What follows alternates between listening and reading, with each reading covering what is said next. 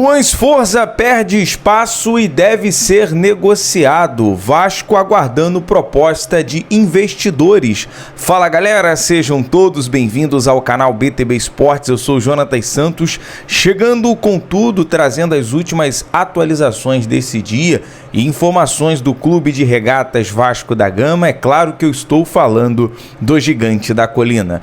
Mas antes eu peço na humildade, na moral, se você não é inscrito aqui no canal, não perca tempo, botão abaixo escrito inscreva-se, ative o sino das notificações na opção todos, deixa o like no vídeo, é muito importante para o nosso trabalho, é importante para o crescimento do canal. O seu like faz com que a plataforma entenda que o vídeo é relevante e acaba recomendando para muitos cruzmaltinos apaixonados. Vamos com tudo, sem mais delongas, as informações do legítimo clube do povo. Galera, hoje o Vasco embarcou para Manaus, você pôde acompanhar e temos imagens do momento que estávamos diretamente do aeroporto internacional do Galeão, no embarque cruzmaltino. O técnico Fábio Carilli foi para a sua estreia, né? Amanhã um jogo 9h30 da noite, horário de Brasília, jogo entre Vasco e Madureira. O Vasco divulgou na tarde de hoje a lista dos jogadores relacionados: goleiros Daniel Fusato, Léo Jardim e Felipe Gabriel. Os zagueiros João Vitor, Lucas Freitas, Lucas Oliveira e Souza. Laterais Lucas Piton, Paulo Henrique, Puma Rodrigues e Vitor Luiz. Os volantes Hugo Moura, Jair, Matheus Carvalho e Tietê. Os meias Coutinho, Máximo Domingues, Paulinho e Paier. Atacantes Alex Teixeira, Bruno Lopes, Jean Davi, Maxwell Alegria e Overret. Portanto, dois jogadores de fora, né, dessa lista, tanto o Manuel Capasso e o Juan Sforza. A gente vai trazer já uma atualização sobre o jogador. O fato é que o Vasco, obviamente, sendo grande recebido ali pelos torcedores em Manaus, inclusive os jogadores foram com uma camisa estampado o seguinte: Manaus é Vasco. E tem, olha, torcedores vindo de longe para poder acompanhar esse jogo. A torcida do Vasco sempre presente, sempre local, está de parabéns. O fato é que a provável escalação ali preparada pelo técnico Fábio Carilli, que deve ir no sistema tático 4-4-2, um time, como ele bem falou ontem pra gente, um time que vai sustentar a posse de bola, a dinâmica, a transição do ataque para da defesa para o ataque, explorar bastante o meio de campo povoado do Vasco, e teremos Léo Jardim, Paulo Henrique na lateral direita, João Vitor e Lucas Oliveira fazendo a dupla de zaga, Lucas Piton na lateral esquerda, Jair, Paulinho, Tietê e Felipe Coutinho compondo o meio campo. O Coutinho na parte da criação, juntamente ali com o Tietê, o Jair e o Paulinho dando ali uma sustentabilidade ao meio campo do Vasco, e o ataque Alex Teixeira e Verret. Essa provável escalação, torcedor cruzmaltino, te agrada? Qual é a sua expectativa para esse jogo de amanhã, 9h30 da noite, horário de Brasília? E esses são todos os detalhes. Você pode acompanhar também algumas imagens do embarque do Vasco.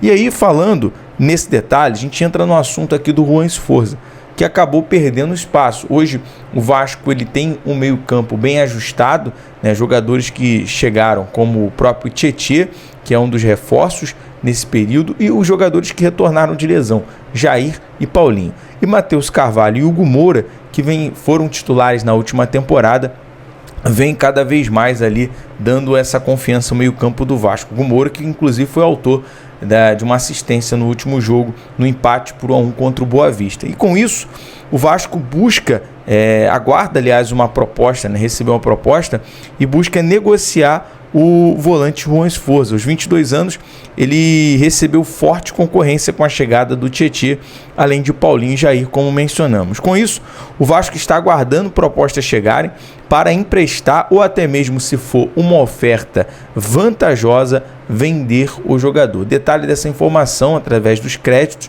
do nosso amigo Lucas Pedrosa.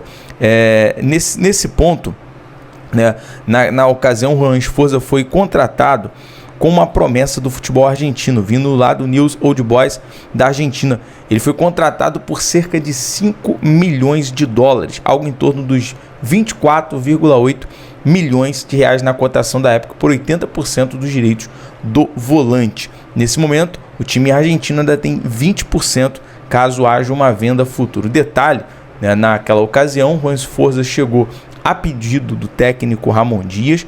A princípio, o primeiro pedido do Vasco era o Cuejá, né, para fortalecer a volância. o Vasco não chegou ali a uma conclusão na negociação pelo Cuejá, até por conta naquela questão da 777 Partners, o jogador era visto como um jogador com uma certa idade, a empresa queria um jogador mais novo, e acabou culminando na vinda do Juan Sforza por 24,8 milhões. Com o Ramon, ele teve algumas oportunidades, também com o Rafael Paiva, inclusive chegou a fazer o segundo gol, né, um golaço de falta contra o Corinthians, mas hoje a concorrência no meio de campo é grande, né? São jogadores ali de qualidade. Hoje o melhor setor do Vasco, podemos afirmar que é o meio campo. Agora o Vasco busca nessa janela fortalecer o setor ofensivo. Bom, vamos aqui ainda falando um pouco sobre a partida de amanhã. Aconteceu todo aquele burburinho, nota do Madureira, nota do Vasco, resposta do dirigente, do presidente do Madureira, e a Metrópolis Esportes, que é a organizadora do evento, da partida, trouxe um esclarecimento importante na tarde de hoje, dizendo o seguinte: a Metrópolis Esportes, organizadora da partida entre Vasco e Madureira, esclareceu a situação envolvendo os voos das equipes. O contrato determinava voo fretado para o Vasco e passagens aéreas para o Madureira. Conseguimos apenas para a volta. Diante disso, o Madureira pleiteou ao Vasco compartilhar o voo fretado somente na ida, mas o Vasco não concordou. O avião comporta 174 passageiros e a delegação do Vasco compõe de 75 componentes. Visando minimizar o desconforto do Madureira, o Metrópolis antecipou um dia de viagem da delegação, arcando com as despesas e as hospedagens para disponibilizar mais tempo para descanso. Bom, fato é que a organizadora Metrópolis lá se virou nos 30, deu o seu jeito, conseguiu organizar a questão para minimizar, né, o desconforto do Madureira, antecipando a viagem da delegação, arcando com as despesas e hospedagem. E o Vasco hoje, como a galera pôde acompanhar, embarcou rumo a Manaus apenas com a delegação Cruz Maltina. Bom, a gente trouxe todo o retrospecto no último vídeo em relação à nota do Vasco, à nota do Madureira. Agora, cada um jogar o seu futebol, resolver e buscar os 3 pontos importantes, né? O Vasco que busca a sua primeira vitória na competição. Bom, a questão que não teria nada demais, né? O Vasco ceder o voo para o Madureira, já que havia espaço no avião. Futuramente a gente vai ter esclarecimento, o Pedrinho vai vir aqui, vai poder falar numa coletiva, a gente vai chegar a perguntar esse assunto e vamos ter mais ou menos a ideia daquilo que foi necessário para a decisão do Vasco não levar o Madureira junto com a delegação Cruz Maltina, embora é campeonato carioca, já não vale muita coisa mesmo. Bom, mas está decidido e a Metrópole trouxe todo o esclarecimento em relação a como ficou a situação. Passando desse assunto, galera, vamos falar sobre a questão do Vasco aguardar a proposta de investidores. E hoje surgiu uma informação, uma atualização sobre o Evangelos Marinax. Até o primeiro a trazer essa informação pela manhã foi o jornalista Leonardo Baran. A informação é o seguinte: Evangelos Marinax prepara a documentação para a proposta.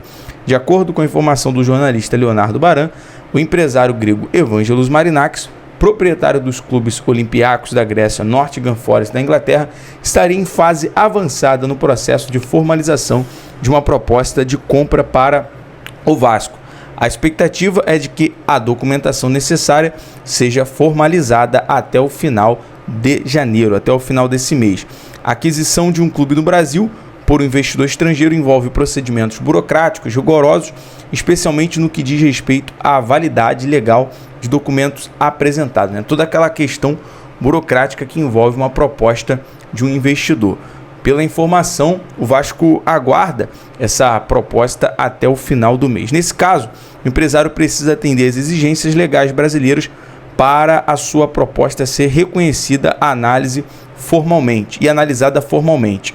Um dos passos fundamentais desse processo é a tradução dos documentos para o português, a língua oficial do Brasil. Então, toda a proposta vai chegar, né? A expectativa é que seja até o final do mês.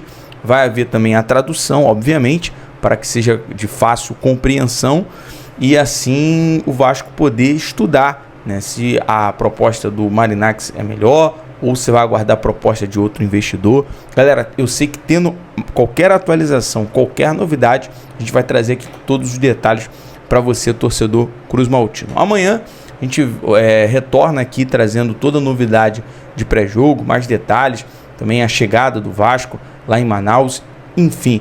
E teremos, obviamente, toda a transmissão, todas as informações desse dia para você, tá bom? BTB Esportes em todos os lugares, compartilha, deixa o seu like. Um abraço, galera, até o próximo vídeo.